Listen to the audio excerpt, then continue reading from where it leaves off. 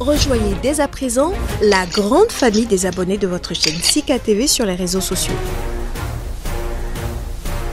Sika TV, le vrai visage de l'actualité en Afrique, est en direct et en replay sur YouTube. Abonnez-vous et cliquez sur la cloche de notification pour ne rien rater. Nous sommes également présents sur Facebook et sur Twitter.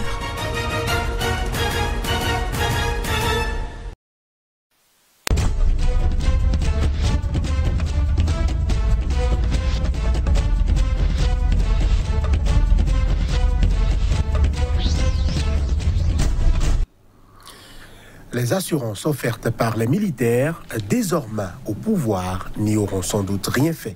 Au terme du sommet virtuel tenu par ses dirigeants, la CEDEAO, la communauté des États de l'Afrique de l'Ouest, a suspendu la Guinée de l'organisation régionale à la suite du coup d'État militaire de dimanche dernier.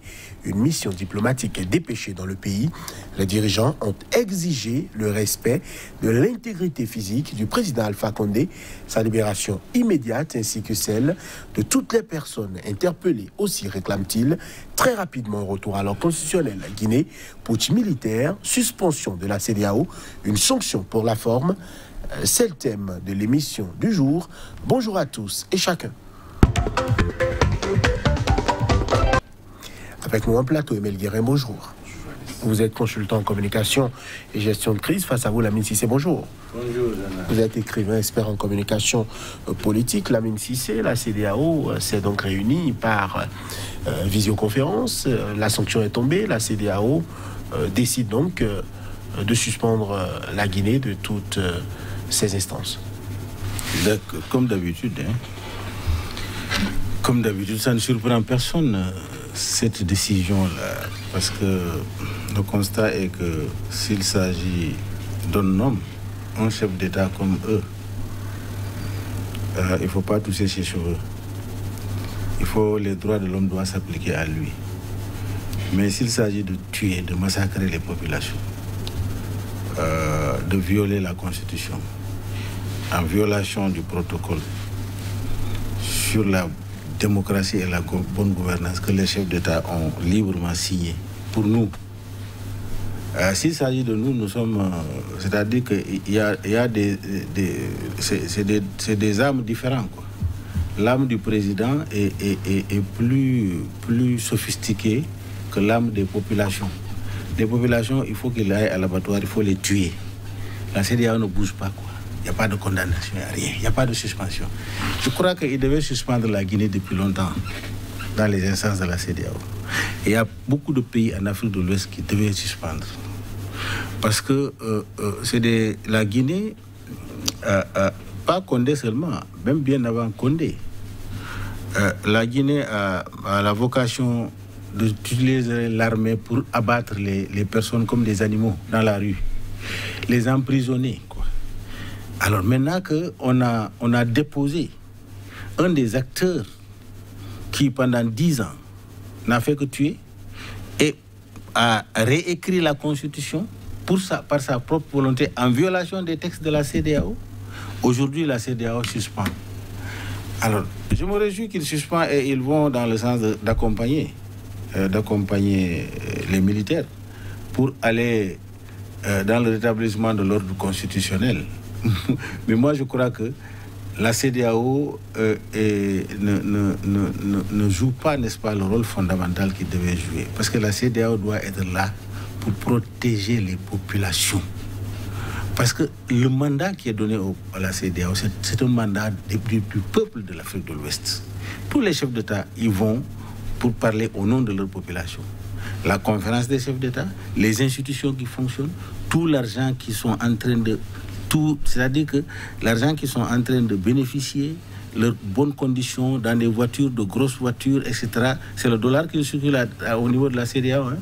Mais donc, il y a une corruption à haute dose, c'est ce qui n'étonne pas. Parce que, vous savez, c'est ce que j'ai tout dit. Les mots ne me suffisent pas pour décrire ce qui se passe. Ce qu'on remarque est que les dysfonctionnements des États là, qui composent la CEDEAO, c'est ça qui se reflète au niveau du sommet de la CEDEAO. Aucun chef d'État ne peut lever le doigt pour dire ça ne va pas, parce que chez toi aussi tu es en train de faire ce qui est dans la violation des droits humains. Donc moi, je pense que la CEDEAO doit revoir son mode de fonctionnement. C'est pas à tout bout de champ laisser un chef d'État faire de l'impunité, tuer les gens, détruire, déchirer le tissu. La Guinée est confrontée non seulement à un problème social, on va en venir, à un problème socio-culturel, à un problème de cohésion nationale depuis 1958 jusqu'à présent. Et la CEDEAO attend que des chefs d'État dictatoriaux font tout contre leur peuple, mais maintenant, quand on les dépose, il faut les protéger, hein, c'est là. Eux, c'est des extraterrestres qu'il faut protéger. Vraiment, moi, je ne suis pas... Je suis indigné, honnêtement, indigné par ces comportements-là. Il faut que les chefs d'État comprennent que c'est les populations qu'ils gouvernent, ce n'est pas des moutons qu'ils sont en train de gouverner. Alors, la CEDEAO a donc décidé d'être, on va dire, offensif et regardant par rapport à la situation. Le pays est donc suspendu des instances et on attend une mission sur le terrain pour statuer et après cela voir s'il y a lieu d'accompagner, de suivre le processus ou non. On appelle notamment à un retour rapide à l'ordre constitutionnel. Qu'est-ce que cela veut dire? Mais c'est, comme on l'avait déjà dit ici, c'est une condamnation de principe. Et les sanctions aussi également, parce que faut rappeler que la CEDEAO a une charte de la bonne gouvernance. Et là où se pose tout le problème, la CEDEAO a une charte de la bonne gouvernance. Alors ça veut dire quoi? Qu'est-ce que la CEDEAO met dans la bonne gouvernance? Ça veut dire simplement que Alpha Condé avait de la bonne gouvernance, point d'interrogation. Et je comprends que depuis une vingtaine d'années, il y a cette image de peur qu'on essaye de nous inculquer aux militaires, alors qu'ils sont tout. Quand tout va bien, on ne voit pas. Si nous nous permettons de voir un peu, depuis les indépendances, ces pays francophones, je pense au Cameroun, Paul Biya n'est pas militaire. Est-ce que nous sommes en démocratie au Cameroun? Au Gabon, Omar Bongo n'était pas militaire. Est-ce qu'on était en démocratie? Et au Sénégal, Abdou Diouf n'était pas militaire. Est-ce qu'on était en démocratie? Actuellement, Macky Sall, on sait ce qui se passe aujourd'hui par rapport à la démocratie au Sénégal. Donc il y a cette question-là qu'il faut se poser dans ces États-là où se trouve la bonne gouvernance. Nous avons vu la Côte d'Ivoire, je crois même le Bénin aussi, où il y a eu une décision de la Cour de justice de la CEDEAO qui n'ont pas été respectées par ces pays.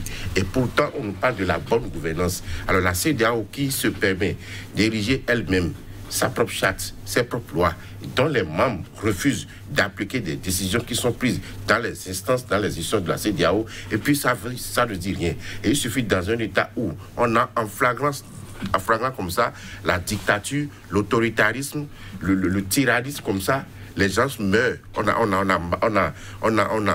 a maté dans le sang une révision constitutionnelle en 2020 pour que le type puisse faire un troisième mandat. Il y a la bonne gouvernance, tout va bien. C'est vrai que la CEDEAO, il faut noter aussi qu'elle a pu... enfin, pour le moment, il n'y a pas eu de sanctions économiques. Je crois qu'il n'y en aura pas parce que la Guinée est une plateforme économique stratégique.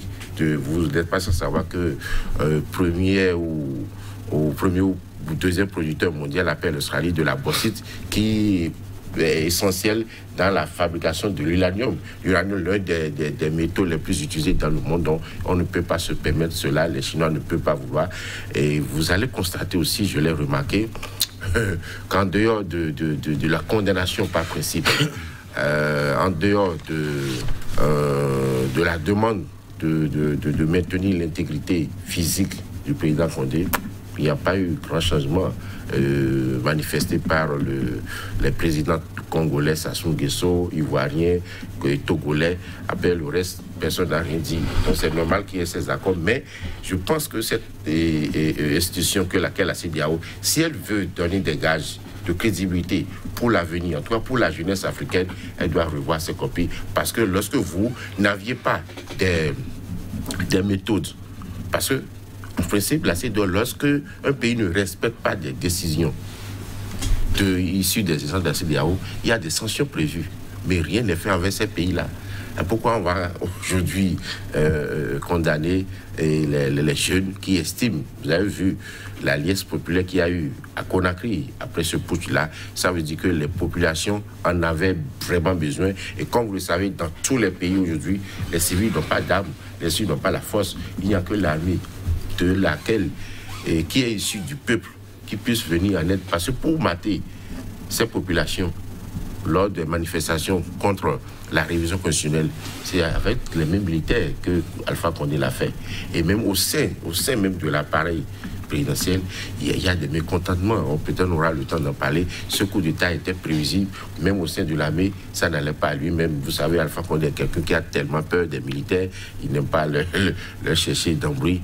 Toujours est-il que aujourd'hui, ces chefs d'État, je pense, ces chefs d'État africains de la CEDEAO doivent regarder ce qui se passe. Qu'il y a un nouveau vent qui est en train de s'ouvrir. Il y a une véritable révolution mentale et spirituelle qui est en train qui plane aujourd'hui et qui est irréversible. Rien à faire. Ça va se faire avec ou sans les militaires.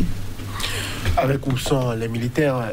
Aujourd'hui, visiblement, les militaires ont le vent en poupe sur l'Afrique de l'Ouest francophone, Lamine Cissé. Bon, vous savez, c'est ça, quoi. Il faut l'analyser et voir le contexte. Quand on analyse, on voit le contexte.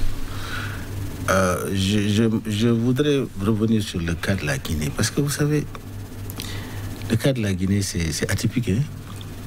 C'est atypique. La Guinée, très riche. Un pays, comme il l'a dit. Un pays exponentiellement riche. Mais les populations exponentiellement pauvres. Ce paradoxe-là, ce contraste-là, vous pouvez l'analyser.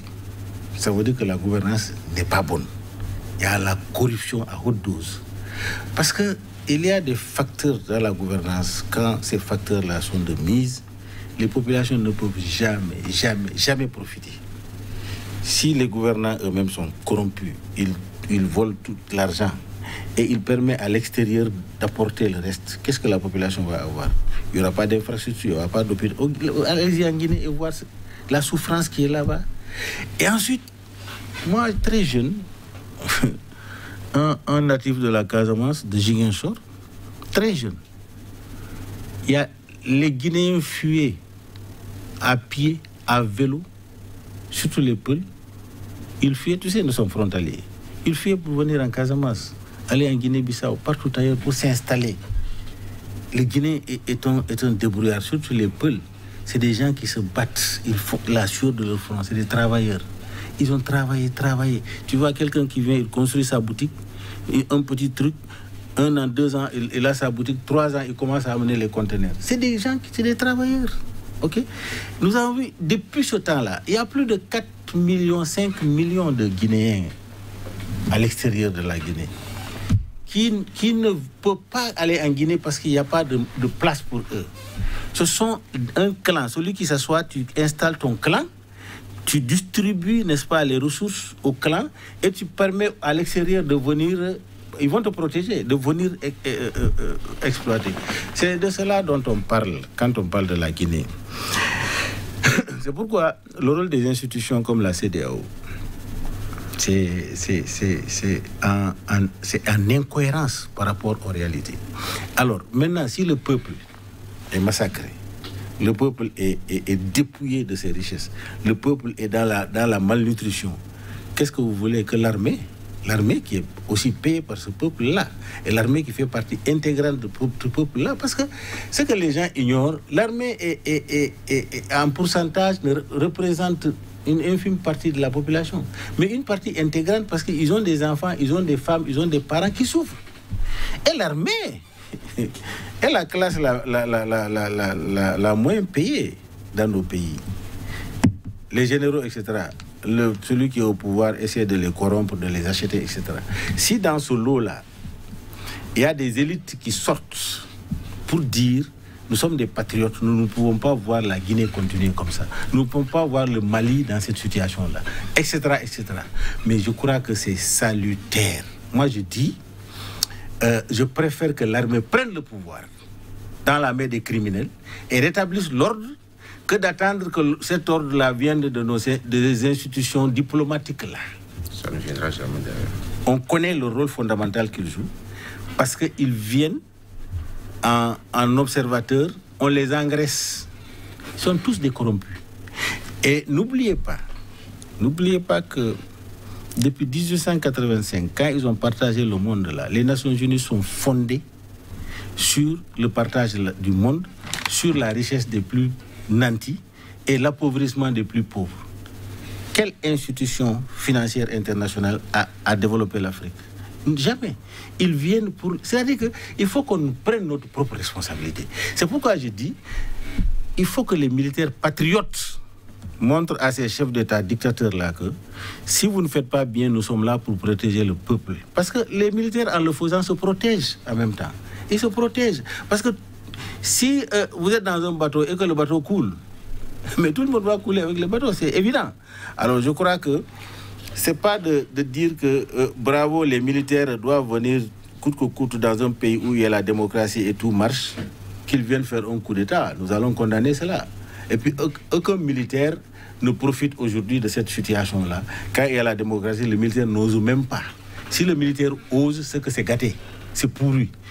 Un chef d'État qui s'impose, qui dicte, qui tue, qui pense qu'il est le seul homme dans le pays. Mais il faut le déposer. Moi, je crois qu'il faut le déposer. Alors, donc, il faut qu'on protège le peuple. Mon frère, le président de la République, il est payé par qui? Ce brave peuple, ce paysan, cet agriculteur. Même toi, tu contribues à payer le président de la République. Les taxes que tu payes, les impôts, le commerçant, c'est tout ça là qu'on réunit. Qu'est-ce que le président a? C'est ça qu'on donne au président de la République. Les ministres sont payés en fonction de ça. Les cadres. Mais vous prenez cet argent-là et vous tuez ces populations-là qui travaillent. Ces acteurs de développement, au lieu de leur permettre de mieux développer le pays, vous les mettez dans des situations de terrorisme. C'est pourquoi je les qualifie, ces chefs d'État-là, de terroristes. Tu sais, il y a des terroristes là, on est en train de lutter contre. On devait lutter contre ces chefs d'État terroristes. Parce qu'il faut que les facteurs endogènes soient... créer la cohésion sociale. Il faut que les facteurs endogènes, il faut que les gouvernants sachent que l'opposition n'est pas son ennemi, l'opposition est son collaborateur. Il faut que le président ouvre suffisamment, parce qu'il n'y a pas un président Messi qui viendra seul développer le pays. Tu ne peux pas que développer le pays avec toutes les couches composantes du pays. Donc il ne faut pas venir dans un pays et créer des groupes de division dans un pays, des groupes ethniques de division, des groupes régionalistes de division, des clans. Et tu dis que tu vas gouverner. Non. Ces genre de chefs d'État-là, il faut les balayer. L'Afrique n'a pas besoin de ça. Pour parler du 21e siècle, si c'est les militaires qui peuvent régler la situation du 20e, mais qu'ils viennent régler alors. Et bien, Guérin, face au cas tchadien, on n'a pas vu le pays être suspendu de la CEDEAO. Aujourd'hui, c'est le cas. Pourquoi cette décision-là? Vous savez ce qui s'est passé au Tchad, tout le monde sait que le petit débit est bien soutenu par le partenariat France, bien sûr que oui. Et donc, tous les chefs d'État africains sont obligés de s'aligner derrière la France parce que Macron l'a dit publiquement, il est venu apporter son soutien et tant que la France sera là, rien n'arrivera à ce régime-là. Il a dit clairement devant toutes les caméras du monde. Donc ça prouve que le Tchad ne peut pas subir. Et c'est ça justement ce qui pose problème. Ce qui nous pose problème, nous, intellectuels africains, qu'on ne peut pas comprendre à des cas pareils, à des cas similaires. La CEDEAO peut avoir deux positions différentes. Nous sommes en face à un coup d'État, à un renversement de l'ordre constitutionnel au Tchad. Il n'y a rien eu. Le même cas s'est produit au Mali. Il y a eu des sanctions. Mais plus loin, même il y avait eu des sanctions économiques contre le Mali avant d'être levées. Et les populations, c'est ça le problème que pose la musique. C'est-à-dire que, est-ce que la CEDEAO est là pour le peuple africain ou pour les dirigeants? Mais je crois que la CEDEAO est là pour les dirigeants. Simplement pour les dirigeants. Parce qu'elle était où? Quand les populations étaient massacrées dans leurs droits, les droits des citoyens, la CEDEAO était où? En aucun moment, la CEDEAO n'a jamais condamné les pratiques tyranniques d'Alpha Condé, les pratiques tyranniques d'autres pays de la CEDEAO, et tout va normalement. Dans la CEDEAO, on va au moins des missions pour échanger avec la classe politique. Pour dire quoi? Pour demander à ce que les partis puissent se parler. Quand des manifestants sont réprimés dans le sang, la CEDEAO devait monter au pour condamner directement. Appeler même ce président dans le bas des accusés pour dire ça ne peut plus se passer. Parce que vous avez une charte de la bonne gouvernance. Est-ce que la bonne gouvernance... la démocratie. Et de la démocratie. Est-ce que la bonne gouvernance inclut à ce qu'on mate le peuple? Alors tout le peuple est-il tout le peuple guinéen est des terroristes, pour que le peuple décide de dire nous ne voulons pas cette révision constitutionnelle et qu'on les mate dans le sang. Il y a eu des morts, vous le savez très bien. Il y a eu des morts en Côte d'Ivoire, il y a eu des morts un peu partout, au Mali également. Ça ne peut pas continuer. Je dis aujourd'hui, un seul pays africain où nous retrouvons un exilé politique ou un détenu politique, ça veut dire que la démocratie est en berne. Ça ne peut pas se passer. Alors on veut faire quel genre de démocratie? Si c'est la démocratie à l'africaine, repensons alors la chose, non pas sur le modèle calqué de l'Occident, pas du tout. Mais si c'est sur ce modèle-là, pourquoi quelqu'un doit-il aller faire la prison parce qu'il veut faire la politique? Ça n'a aucun sens. Et nous devons combattre cela avec la dernière énergie pour dire ça ne doit plus continuer. Et c'est ce que je pense que les peuples avaient voulu depuis les années 90. Alors où en sommes-nous aujourd'hui? Nous sommes en train d'aller vers... Ce sont ces dirigeants-là qui, à un moment donné, ont arboré une façade démocratique et le peuple a cru en eux. Et ils ont été élus et puis une fois arrivés au pouvoir, ils nous enseignent autre chose. J'entends ailleurs, on nous parle de développement, on nous parle de croissance économique. Donc contre la démocratie, comment on peut faire le bonheur d'un peuple contre le peuple? Tant que le peuple n'adhère pas à une politique de gouvernance, à une politique de développement, ça ne marchera jamais.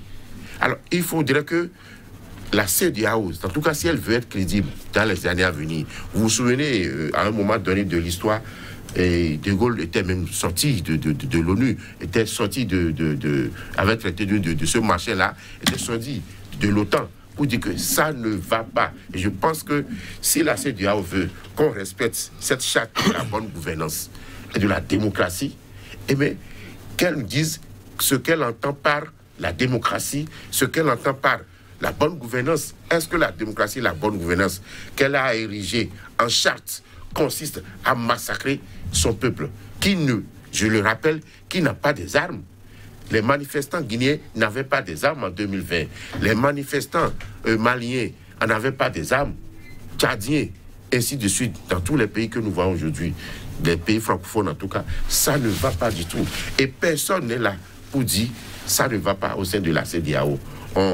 Dès que les militaires font un coup d'État, tout le monde montre que le pour dire ce n'est pas une bonne, c'est contre la démocratie.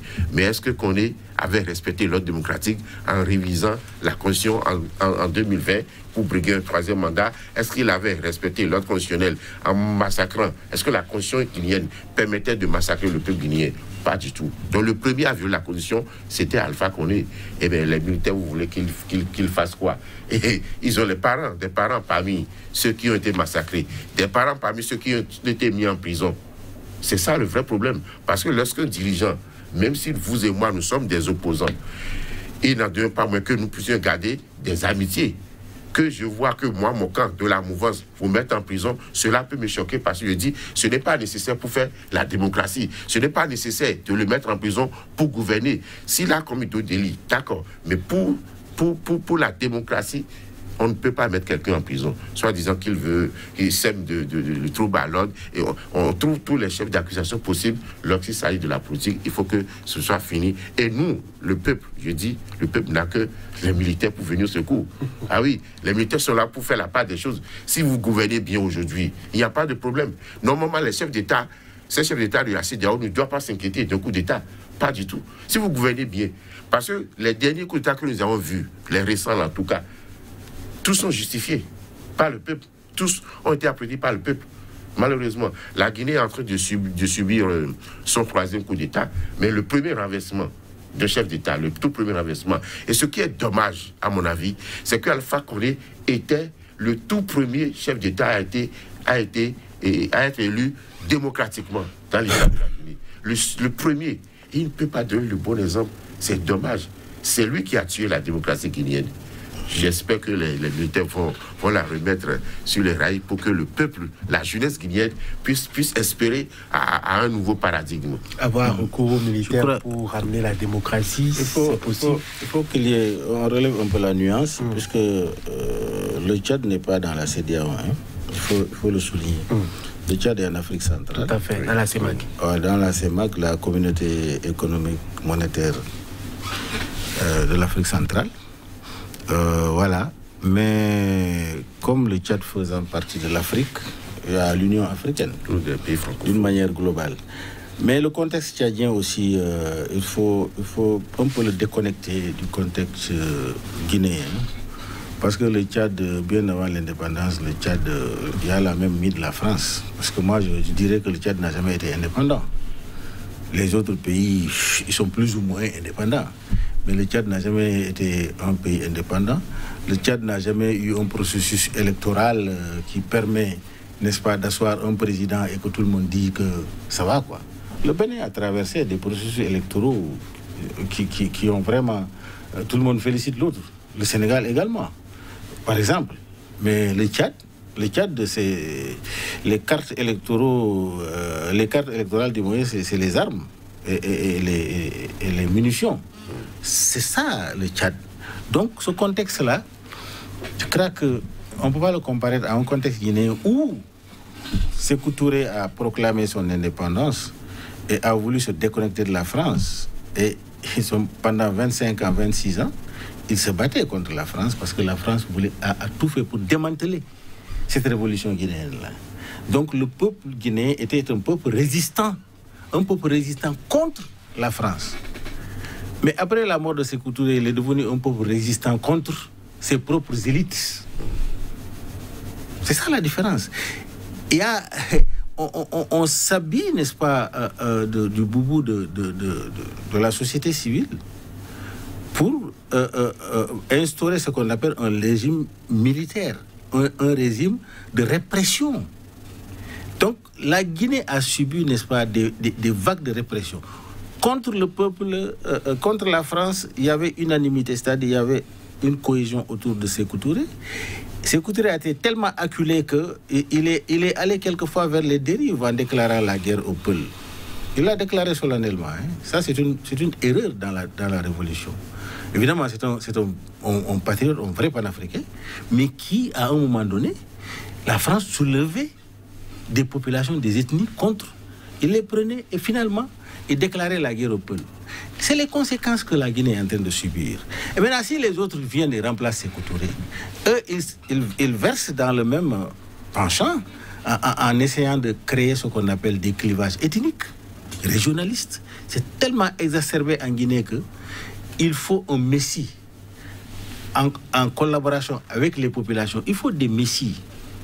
Les cellules d'Alain Diallo, Doumbouya, comment dirais-je, Touré, Sidia Touré, tout le monde, toute la classe politique, la société civile, les imams, il faut que tout le monde se donne la main en Guinée. Aujourd'hui, mettre la balle à terre, je suis d'accord avec ce que Doumbouya a dit, il dit qu'il faut introduire les facteurs endogènes dans notre constitution. Il faut que la constitution soit revue et que ça soit conforme aux réalités guinéennes.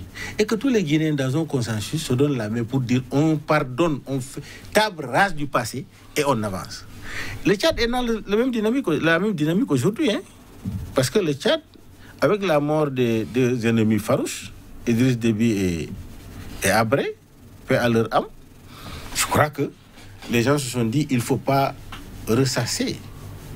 Parce que j'ai pu discuter avec certains Tchadiens qui étaient à l'extérieur, qui sont prêts à rentrer pour, n'est-ce pas, aller se donner la main, pour vraiment mettre le Tchad sur les rails. Maintenant,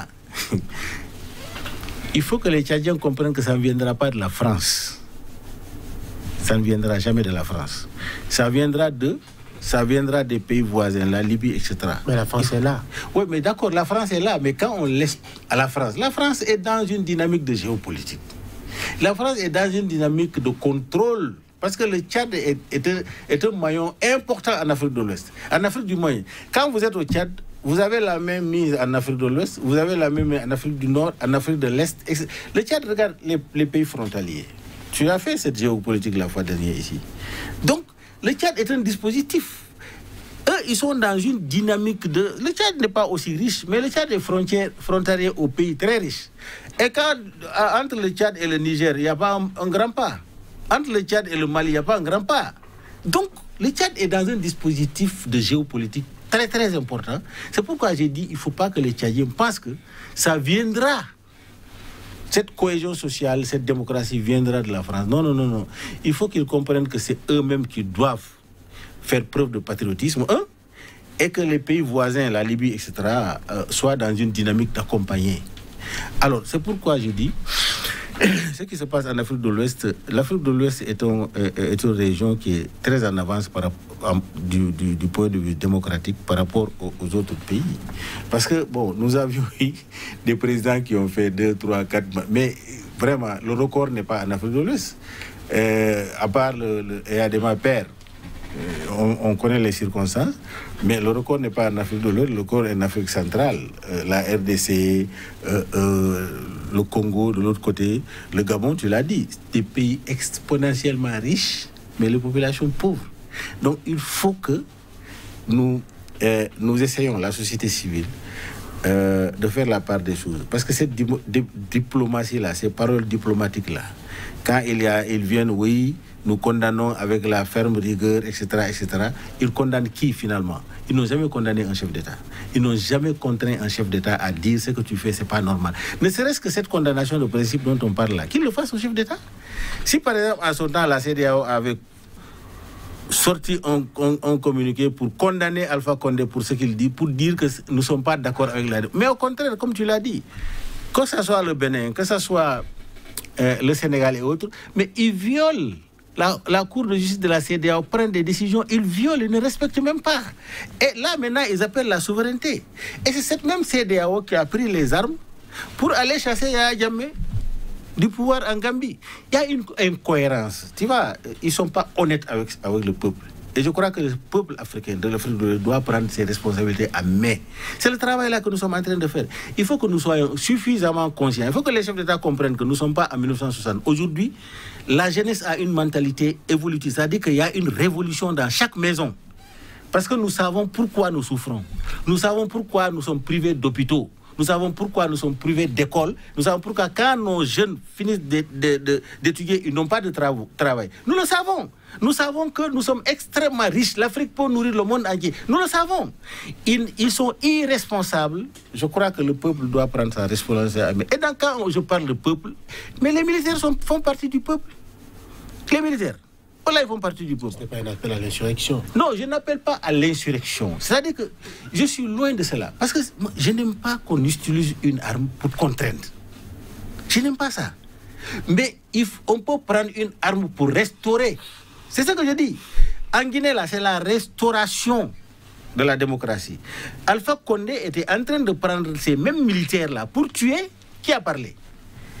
Quelle est la différence entre les militaires prendre les armes pour dire ce qui se passait, on rectifie, venez ensemble, et le fait qu'Alpha Condé tripatouille, vole les élections, s'assoit et tue les gens, et continue à tuer les gens. On n'a pas libéré les gens en prison là. Ils sont malhonnêtement mis en prison. Mais qu'est-ce que l'opinion internationale a dit par rapport à ça? C'est de cela, cette injustice-là. Ce n'est pas les instances internationales qui viendront régler ça à notre place. C'est nous-mêmes qui devons prendre notre responsabilité et régler ça. Ebel Guérin, par rapport à Alpha Condé, les chefs d'État demandent donc que le respect de son intégrité physique soit assuré, sa libération immédiate, ainsi que celle de toutes les personnes arrêtées quelque part. N'est-ce pas normal de faire cet appel-là? Oui, je crois qu'il a 43 ans, donc ça crée, j'ai peur pour ceux qui le gardent. J'ai beaucoup peur pour ceux qui le gardent. Et qui connaît Alpha Condé, c'est un battant, un lutteur, et avec tout ce qu'il a de narcissique. Hein. Et donc, je pense qu'il faut vraiment le libérer. Il faut le libérer, il faut assurer ça. Pour qu'il se sente beaucoup plus... Enfin, du moins plus mentalement au point, il faut le libérer d'abord. Je pense que c'est nécessaire. Comme ça, les militaires même seront à l'aise de le voir libre. Parce que je ne lui vois pas aujourd'hui, même s'il est libéré, une marge de manœuvre pour renverser les choses. Parce que je vous l'ai dit tout à l'heure, au sein même de sa garde rapprochée, il y avait des remous. Il y avait des remous, vous vous souvenez, il y a quelques semaines, il avait limogé son ministre de l'Intérieur. Il a changé les responsables des unités au niveau de l'armée. Il était déjà même en train de faire former quelques centaines de soldats pour monter une brigade d'intervention rapide. Parce que son ministre de la Défense, Mohamed Diané, lui parlait déjà de Mamadi Doumbouya, le meneur du coup d'État qui tenait des propos, et les services de renseignement faisaient déjà des fiches blanches au président, mais il n'a pas tenu compte de ça, seulement parce que c'est quelqu'un qui surfe sur la fibre ethnique. Ce garçon est de son ethnie, donc il est malinqué comme lui, il est de Cacan, donc il n'était pas trop sûr. Même la veille même de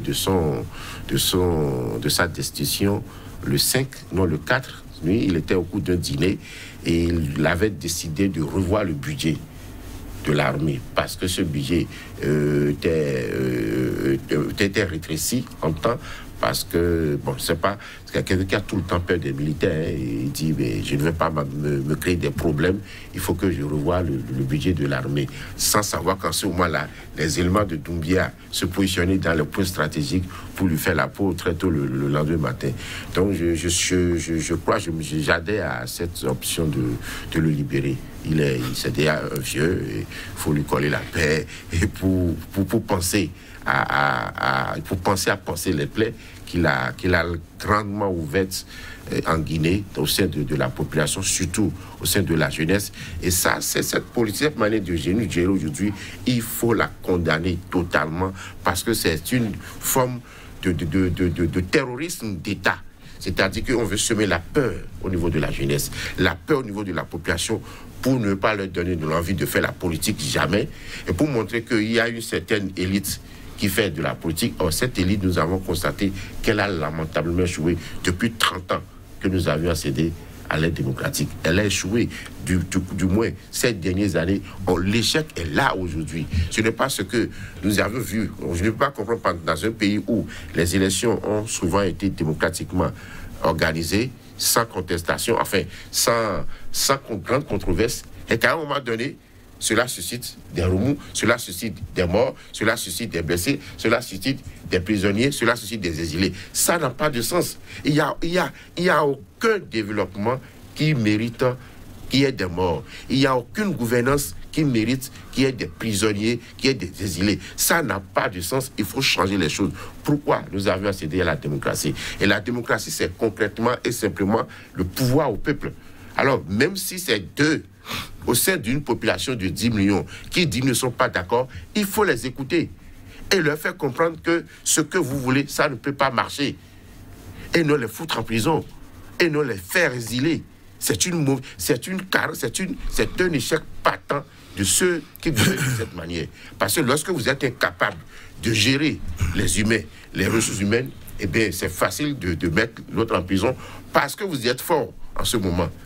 Et lorsque une composante du peuple, une composante de ceux qui forment l'État, dit ne sont pas d'accord, il faut rectifier les choses. Nous ne sommes pas là pour tuer notre population.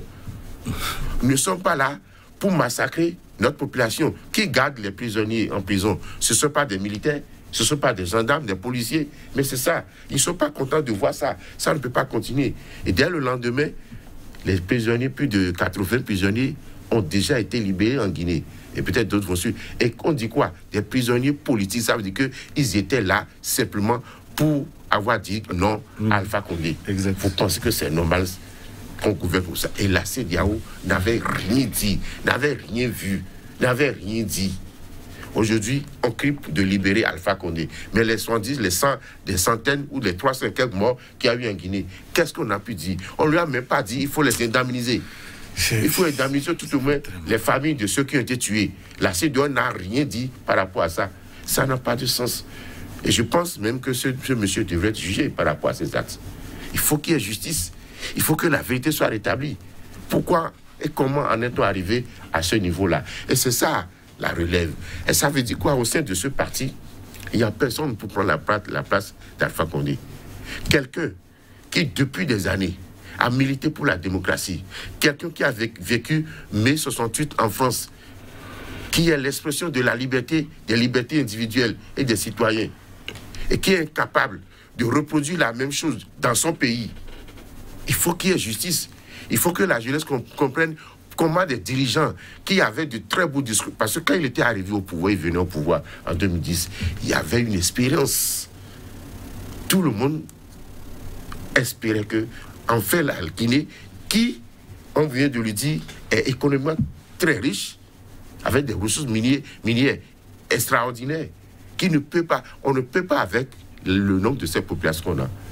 Et il faut laisser les peuples avec leur réalité. Comme vous avez vu, l'erreur qui a été commise en Libye. Parce que chaque peuple mérite son dirigeant, après tout. Et là, aujourd'hui, on veut rétablir les choses. Mais il faudrait que nos dirigeants, là, CEDEAO, Union africaine, puissent regarder les réalités endogènes de nos nations.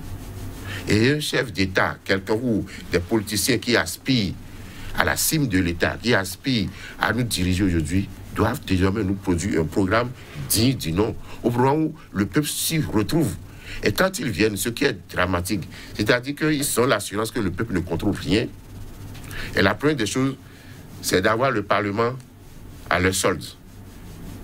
Et après, on ment tout le temps au peuple. On n'applique même pas le programme pour lequel ils sont arrivés. C'est ça la réalité. Alpha Condé n'a pas appliqué son programme. Vous lisez, c'est un programme extraordinaire. Mais rien n'a été fait tel qu'il a fait. Et au soir, il a vu venir les 10 ans rapidement comme ça. Et il se dit, je n'ai pas fini, il faut que je continue. Non, et pour le faire, c'est trop doux, quoi. C'est ça, en fait. Et pour le faire, il faut qu'il marche sur du sang. C'est ça qui est inacceptable. Ça ne peut plus continuer. Et quand les militaires viennent, qu'est-ce qu'ils font? Qu'est-ce qu'ils disent? Ils disent, il faut arrêter ça. Et on ne veut plus ça. Et comment comprendre que l'élite africaine peut se lever pour dire non, Condé est un panafricain. Mais j'en rigole totalement. Je suis sidéré quand j'entends. Alors, la question de savoir, est-ce qu'être panafricain veut dire massacrer son peuple? Vous savez, le gars, c'est quoi on met dans panafricain? Je suis en face d'un panafricain, il peut me dire ce que ça veut dire. Est-ce que veut dire, un panafricanisme signifie massacrer son peuple, tripatouiller la Constitution, violer les principes sur lesquels nous étions basés avant que vous ne preniez le pouvoir? Ce n'est pas une bonne chose. Une constitution d'un pays ne se fait pas de cette manière-là. C'est la vie d'un peuple. On est ensemble, on s'est mis ensemble pour une raison. Quand vous vous mariez, vous êtes entendus sur un contrat. Et lorsque nous sommes ensemble, on ne peut pas changer les règles du jeu au cours du jeu, soit disant que cette constitution-là ou ces lois ne nous permettent pas d'avancer.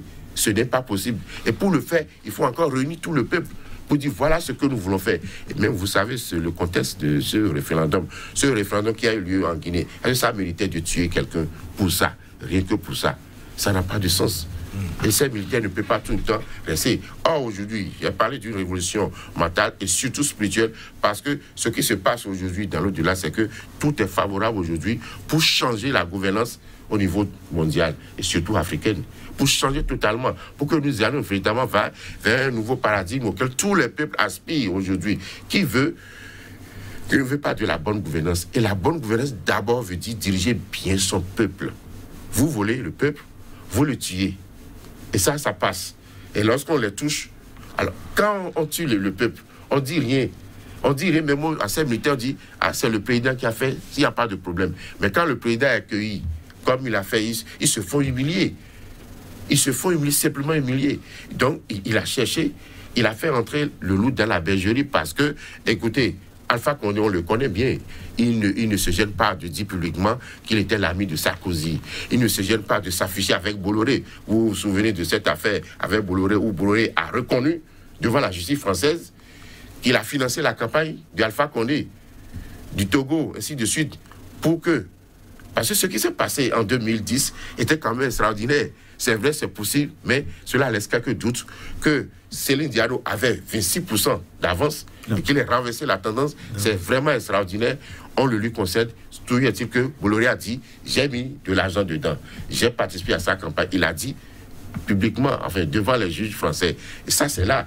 Il ne se gêne pas de s'afficher avec le sulfureux Albert Bougie, que vous connaissez tous, qui a fait la peau à l'ancien Premier ministre de Sarkozy, et il a dit publiquement, vous voyez ce monsieur qui s'affiche avec ce... Et on nous dit qu'il est un panafricain. Ça n'a pas de sens. Il a mal dirigé le peuple guinéen, il a oublié l'histoire du peuple guinéen, que ça ne se passe pas comme ça au niveau de la Guinée, et je crois que petit à petit, tout le monde, toute l'Afrique sera imprégnée de cette réalité pour obliger les dirigeants à mieux nous diriger, pour obliger les dirigeants à nous laisser leur dire ce que vous faites là, ce n'est pas bien. C'est quand même notre droit. Nous nous sommes battus pour ça. Nous avions écrit la Constitution pour ça, pour leur dire, si vous faites bien, on va dire que c'est bien. Et aussi, quelqu'un a envie de le remplacer. Il a le droit de dire, je veux te remplacer parce que moi, j'ai une nouvelle approche de la gouvernance, je veux diriger autrement, donc je me permets de dire ce que tu fais, ce n'est pas bien, et de vouloir faire amener le peuple à voter pour moi. Alors, tant qu'il n'y a pas ce jeu, il y aura des frustrations. Il y a des mécontentements. Et le jour où les rapports de force vont changer, on va avoir ce que nous sommes en train de voir en Guinée, au Mali et bientôt ailleurs dans d'autres pays. Ça, je suis certain, ça va venir bientôt. On espère que ce n'est pas un appel. Lamine Cissé, j'aimerais vous demander... Non, ne parlez pas comme eux. Il n'y a pas appel à l'insurrection. Nous parlons des militaires. Ce n'est pas des rebelles, c'est des militaires. Vous voyez, ça vient toujours au sein de ce qui s'est passé au Burkina en 2014. Un putsch militaire n'est-il pas forcément une insurrection, en quelque sorte? Ah non, pas du tout. C'est de l'armée. Ah, mais pas du tout. Alors, lorsque le président donne l'ordre pour mater dans le sang la population, on appelle ça comment? Et c'est cet argument qu'ils avancent pour nous arrêter. On dit appel à l'insurrection parce qu'il a dit à l'ordre public, parce qu'il a dit je salue les militaires. Alors c'est pas sérieux. Lamine Cissé, la CEDEAO demande un retour rapide à l'ordre constitutionnel. Qu'est-ce que cela sous-entend? On ramène Condé au pouvoir ou la transition doit être la plus courte possible? Non, c'est-à-dire que c'est des mots qui sont dans leur canevas. Quand ça passe, ils sortent. Ils plaquent. Ils s'en foutent que ça soit conforme ou pas conforme. C'est mécanique, quoi. Ok? C'est comme ça. Mais je ne suis pas pour qu'on libère Condé maintenant. Parce qu'il n'est pas opportun de libérer ce monsieur-là maintenant. C'est-à-dire que ce qui est paradoxal est que ce monsieur-là fait la prison. Il connaissait que c'est que ne pas avoir de l'air ou de ne pas avoir le soleil. Lui, il met les gens en prison, quoi. Celui qui dit Condé, tu n'es pas joli, il te met en prison. Hein? Condé, tu as un gros ventre, il te met en prison. C'est dramatique. Il ne faut pas qu'il soit libéré aujourd'hui, maintenant.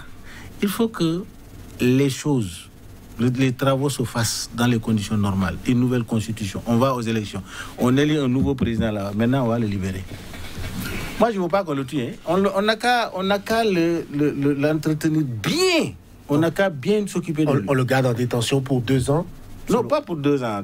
Cette transition-là ne va pas aller pour 2 ans. On n'a pas besoin de 2 ans de transition en Guinée. Si la volonté est là, je crois qu'ils peuvent rapidement aller vers voir la Constitution, ce qu'il faut. Un gouvernement d'union nationale donnera le cap avec la CEDEAO et autres là, parce que ça, ils sont forts pour ça, hein, pour venir évaluer et puis pousser là. Quand c'est en train d'être gâté là, ils ne sont pas là. Ils attendent quand c'est gâté complètement, ils viennent maintenant en pompier. La CEDEAO en pompier. Et ce qui est dramatique, vous savez, on n'a rien contre la France. Tu sais, quand on parle de la France, on parle de l'État français. Les populations françaises en grand nombre veulent que l'Afrique soit indépendante et libre. Parce que nous souhaitons que les Français viennent vivre chez nous et que nous allions vivre chez eux. Mais dans une démocratie, dans un respect mutuel. Parce que le monde, nous sommes dans l'universalité. Le monde, nous sommes tous les mêmes.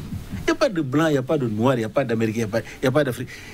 C'est les rapports de domination que nous condamnons. C'est le système prédateur qui sévit dans le monde. Moins de 10% de population qui contrôle les 90% des ressources mondiales. C'est ça. Tout le problème se trouve là. Et l'Afrique est la vache laitière. C'est la vache laitière. Alors, il y a le président de la Commission des Affaires étrangères de l'Assemblée nationale française qui a pondu un communiqué qui a dit qu'il est regrettable ce coup d'État. Mais ce coup d'État-là, il dit que c'est salvateur. Ça peut-être va rétablir l'ordre constitutionnel. Il a posé la question aux institutions. Surtout, ils ont nommé le secrétaire général des Nations Unies pour lui demander quand Alpha Condé tué là. Quand ils étaient où? Ça, c'est des Français qui l'ont fait. Ils étaient où? Et ils ont salué d'accompagner ce processus-là. Je suis en train de résumer à peu près ce qu'ils ont dit. J'ai la lettre, j'ai le communiqué du moins.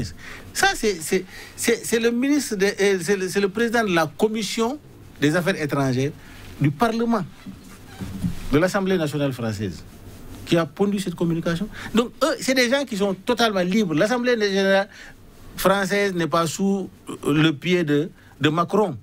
C'est des hommes libres. C'est ce que nous voulons chez nous. Nous voulons des institutions indépendantes et libres qui travaillent pour l'intérêt du peuple.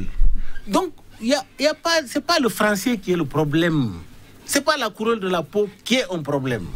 Mais c'est le système de gouvernance français, c'est l'État français que nous accusons. Et nous accusons ce néolibéralisme à outrance aujourd'hui qui est en train de spolier le monde entier. Ce n'est pas l'Afrique seulement qui est dans... Vous avez en Amérique latine, et nous avons des populations qui sont dans les mêmes situations. N'est-ce pas? La Chine avait subi cela. Il s'est levé. Le Moyen-Orient est en train de subir cela. Hein. Il ne faut pas les laisser se développer parce que le pétrodollar, cet endroit-là, doit constituer un marché mondial pour qu'eux, ils viennent et qu'eux, ils ont le pétrodollar. Hein. Eux, ils viennent, n'est-ce pas, fabriquer. Mais si un pays arabe veut s'émanciper comme Kadhafi, etc., on vient, on met du désordre. Nous avons... C'est-à-dire que...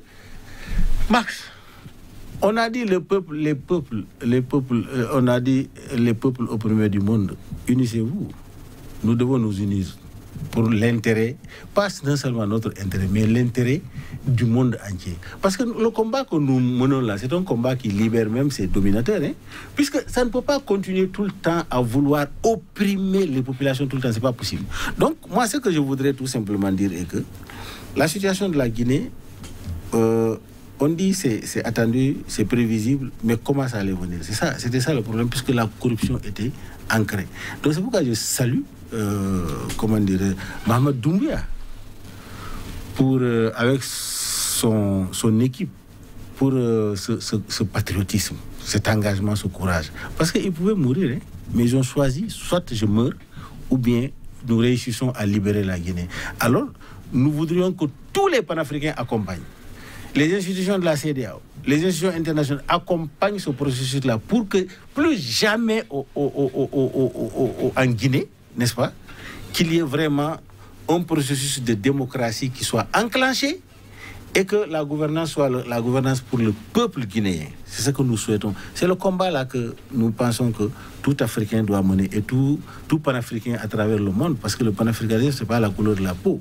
Le panafricanisme, c'est toute personne qui vient aider l'Afrique à se libérer politiquement et économiquement, et à être dans ces dimensions, à l'aider à valoriser, n'est-ce pas, ces valeurs, à mettre en exergue ces valeurs endogènes, n'est-ce pas, à se gouverner dans ce qu'il est, à se gouverner dans ses repères, à se gouverner dans ses besoins, à se gouverner pour son peuple. C'est ça, effectivement. Mais tout en étant, n'est-ce pas, dans la mondialisation, c'est-à-dire que les échanges, les relations gagnant-gagnant, et que tout le monde respecte l'autre, qu'il n'y ait pas de domination, mais qu'il y ait un partenariat gagnant-gagnant. C'est ce que nous souhaitons. C'est ça, en fait, le panafricanisme. Nous sommes dans cette dynamique, et cette dynamique-là est irréversible, puisque les populations sont porteurs de cette dynamique-là. Emile Guérin, on parle de transition qui doit s'ouvrir. Quelle durée pour cette transition-là en Guinée? Bon, on attend la feuille de route des putschistes guinéens pour voir ce que ça va donner. Ce qui est sûr, à mon avis, la Guinée va prendre exemple de ce qui se passe à côté, bien sûr. Pour ce pas côté peut-être... Le Mali avait demandé 18 mois, tout le monde sait que 18 mois ne peuvent pas suffire et ça va être prolongé. C'est en cours déjà en train d'être élaboré, forcément. Donc, une durée de toute manière suffisante pour rassembler le peuple guinéen, pour revoir la Constitution, pour apaiser les cœurs meurtris, parce qu'il y a beaucoup de plaies dans la société guinéenne.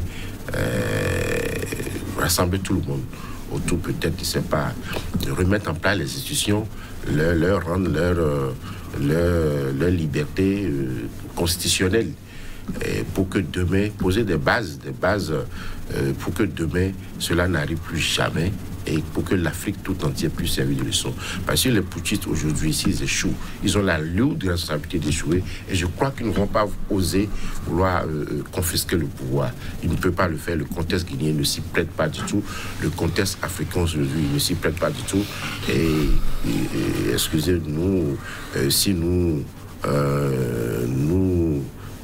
félicitons nous apprécions à sa juste valeur l'action des militaires. Ce n'est pas du tout, vous pensez que quelqu'un comme moi ait la possibilité d'appeler les militaires à l'insurrection? Non, quand même, pas du tout. Je n'ai pas cette possibilité, je n'ai même pas cette prétention.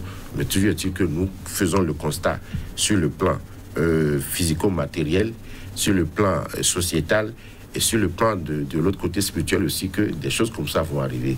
Les militaires seront... Imaginez un peu, regardez un peu ce qui se passe partout dans le monde. Vous voyez qu'il y a un rapport de force qui est en train de se mettre en place.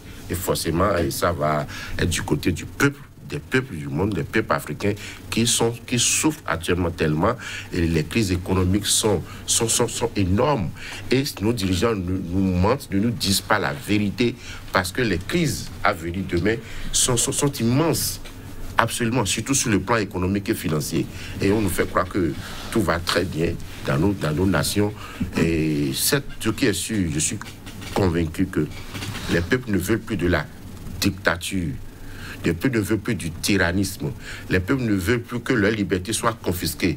Les peuples ne veulent plus qu'on mette leurs compatriotes, les citoyens en prison pour avoir critiqué un gouvernement. Donc, il faut que les gouvernances à venir si quelqu'un n'est pas prêt à se faire critiquer, si quelqu'un n'est pas prêt à accepter la contradiction, eh bien, qu'il ne devienne pas dirigeant. C'est pas compliqué, c'est aussi simple. Et ce qui est dramatique dans ce qui se passe, c'est-à-dire que nous enseignons, si nous voulons avoir un régime monarchique, qu'on s'asseye, qu'on définisse cela. Mais si ce n'est pas le cas, et que nous optons pour la liberté d'expression, la libre pensée, il est inadmissible qu'on voit dans certains pays où même la Constitution stipule clairement et interdit qu'un citoyen soit exilé, et on viole la Constitution comme ça. Et c'est ahurissant qu'on constate, qu'on dit retour à l'heure, alors que depuis longtemps, l'autre Constitution n'était plus du tout respectée. Donc, moi, je pense que ces militaires sont en train de donner l'exemple au Mali, en Guinée, et bientôt, je suis en train de voir déjà, je ne veux pas les nommer, mais je sais, vous voyez, les contextes même socio-politiques s'y prêtent. Ce qui est en Guinée et ailleurs. Si ce qui est en Guinée, vous le voyez dans d'autres pays, soyez sûr que ça va arriver. Ce qui est en Guinée ou ce qui était au Mali, si vous le voyez dans d'autres Guinées, les gens sont en train de s'organiser déjà au Sénégal, autour de Sonko. Il y a une grande coalition qui est en train de se mettre en place. Donc les peuples ne dorment plus du tout. Ça, c'est terminé ça. Et sachez aujourd'hui, alors je parle, que le peuple compte parmi eux leurs soldats, patriotes, citoyens. Les peuples comptent parmi eux leurs militaires. Qu'il nourrit. Absolument. C'est le peuple qui les nourrit. Les militaires ne sont pas la sorte d'un chef d'État. Les militaires ne sont pas pour un chef d'État. Parce que les militaires sont là, ils restent et ils resteront après un régime. Donc ils sont là pour le peuple. Et c'est derrière eux, c'est quand on élit un président de la République, le peuple en même temps demande à l'armée de le protéger, de l'aider à respecter la Constitution. Le peuple n'a jamais dit à l'armée: écoute les ordres d'un chef d'État qui te demande de nous mater, de nous foutre en prison ou de nous faire quitter notre pays contre notre gré. Ce n'est pas le mandat qui est donné aux forces de l'ordre, à nos forces de défense. Le mandat qui lui est donné, c'est de faire ce qui se passe en Guinée, respecter la volonté populaire. Et c'est ça qui va se faire désormais. La rapidement. Bon, moi, je suis... quand même, ça ne veut pas dire que je ne veux pas peiner pour Alpha Condé. Hein, c'est un camarade. Hein. Non, c'est un camarade de lutte. Alpha Condé, c'est des compagnons de lutte de mes leaders politiques qui vivent jusqu'à présent. Landing Savané et Momo Diop de Croix. Mais Alpha Condé était à Dakar. Mais quand il est monté au pouvoir, il a presque tourné le dos à tout cela. Il n'a pas tendu la main. Alors, il a changé lamentablement. C'est dommage. Mais je souhaiterais que nos chefs d'État, tu sais ces coups d'État-là, qu'on appelle coups d'État, je souhaiterais qu'on prenne l'exemple sur André Rawlings. André Rawlings, à un moment crucial de son pays, a pris sa responsabilité. Il a mis le Ghana sur les rails. Mais après 10 ans d'élections démocratiques, il a quitté le pouvoir. C'est Rawlings qui conduisait, qui se mettait dans sa voiture, qui conduisait. Les gens l'applaudisaient. Youssoufou, aujourd'hui, du Niger, ne peut pas faire ça. Et pourtant, on dit que lui, il est élu démocratiquement. L'autre, là, il a fait le coup d'État, il est venu. Il a instauré, il a mis le Ghana sur les rails. Il est célébré à héros, Rawlings. J'étais au Ghana. Je le voyais. Il conduisait dans sa voiture, il descendait, il régulait même les circulations, il parlait à tout le monde, on l'applaudissait sans garde-corps. Mais les chefs d'État, quand même, quand on travaille pour le peuple, c'est le peuple qui est ton protecteur. Un chef d'État qui travaille pour le peuple, tu n'as pas besoin de garde-corps. C'est le peuple qui te garde. Voilà, c'est ça la vérité. C'est déjà complètement épuisé. Le temps est parti pour cette émission. Vous êtes Lamine Cissé, écrivain, expert en communication politique. Face à vous, Emel Guérin, consultant en communication et gestion de crise. Messieurs, merci de votre disponibilité pour ce plateau débat sur la Guinée, donc la décision de la CEDEAO de suspendre le pays de toutes ces instances et donc de dépêcher une mission sur place avant de statuer par rapport à la suite. Merci de nous avoir suivis. À bientôt pour notre numéro de Angle de Vue. D'ici à la prochaine émission. Portez-vous bien.